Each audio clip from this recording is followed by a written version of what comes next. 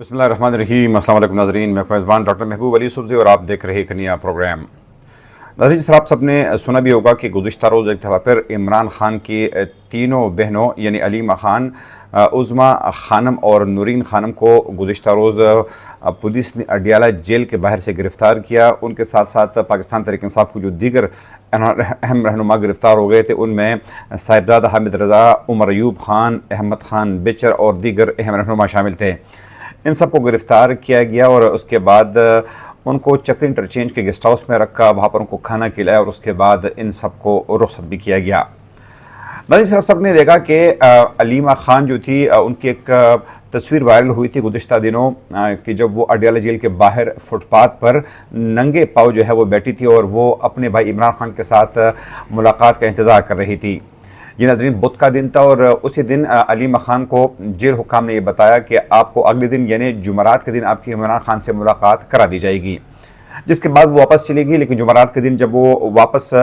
Adiala jail کے قریب پہنچی تو وہاں پر پولیس ناکے پر ان کو روک دیا گیا، پاکستان تحریک انصاف کے دیگر عام رہنماؤں کو روک دیا گیا اور اس طریقے سے ان کو ایک دفعہ پھر عمران خان سے ملاقات کرنے سے روک دیا گیا۔ علیمہ خان نے کافی انسسٹ بھی کیا، اس دوران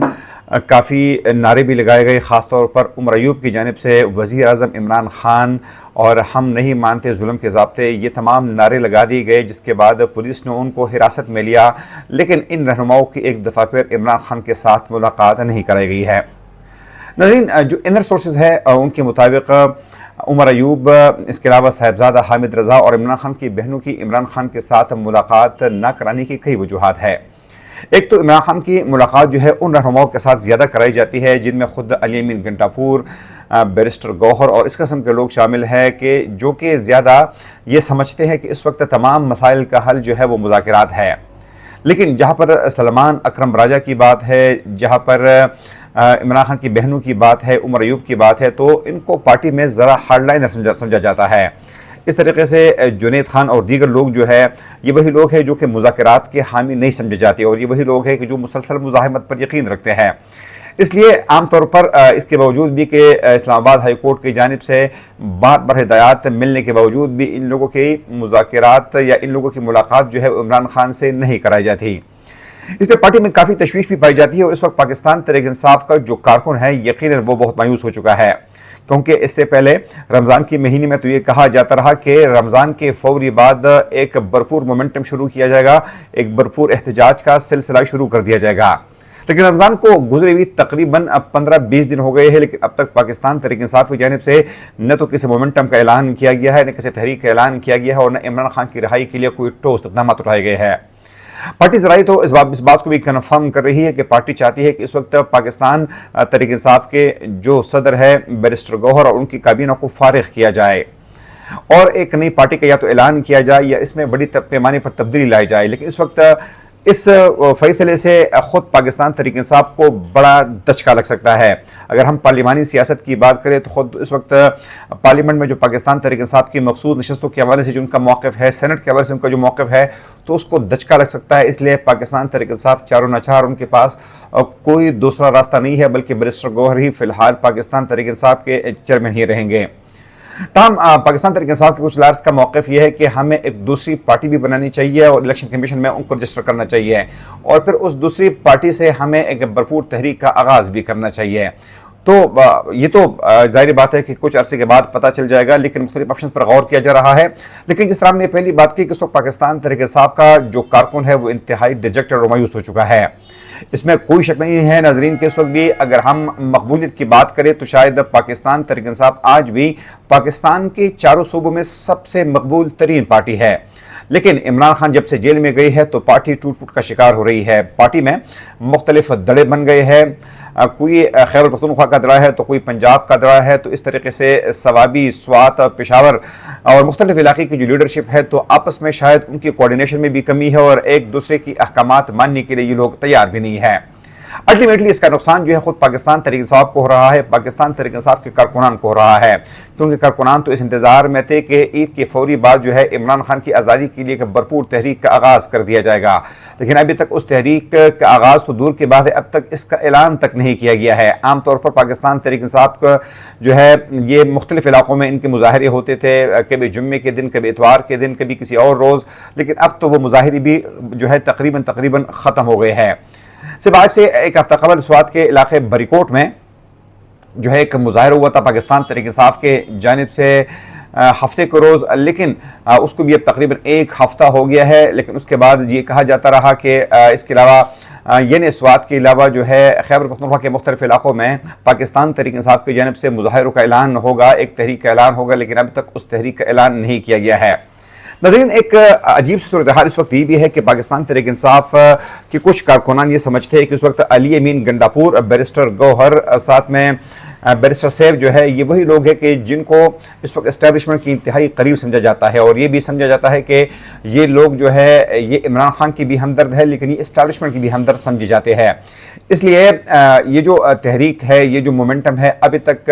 اس کا باقاعدہ آغاز نہیں کیا گیا ہے۔ اس وقت ناظرین، اگر ہم ملک کی سیاست کی بات کریں تو ایک طرف اگر ہم بلوچستان کے حوالے سے بات کریں تو وہاں پر مہرنگ بلوچ نے اگر ایک تحریک کا آغاز کر دیا ہے، پھر اختر مینگل نے تحریک کا آغاز کر دیا ہے، اس کے باوجود بھی کہ اختر مینگل نے وہاں پہ جو دھرنا تھا اس کو کال آف کر دیا ہے، اس کو ختم کر دیا ہے، لیکن انہوں نے بھی مختلف شہروں میں روزانہ کی بنیاد پر جلسے اور جلوس اور احتجاج کا اعلان بھی کیا ہے۔ اس طریقے سے ناظرین، اگر ہم خیبر پختونخوا کی بات کریں تو اس وقت خاص طور پر خیبر پختونخوا کی جو ہماری جنوبی اضلاع ہے، یعنی جنوبی وزیرستان، شمالی وزیرستان، ہنگو، ٹل، پاڑہ چنار، اس کے علاوہ بنو، ڈیرہ اسماعیل خان، یہ وہی علاقے ہیں کہ جو کہ اس وقت دہشت گردی سے شدید طور پر متاثر علاقے ہیں۔ ناظرین، پاکستان کا گزشتہ تقریباً 2 اشہر سے جو سب سے زیادہ اور سب سے بڑا مسئلہ ہے وہ دہشت گردی کا مسئلہ ہے، اور اس دہشت گردی کے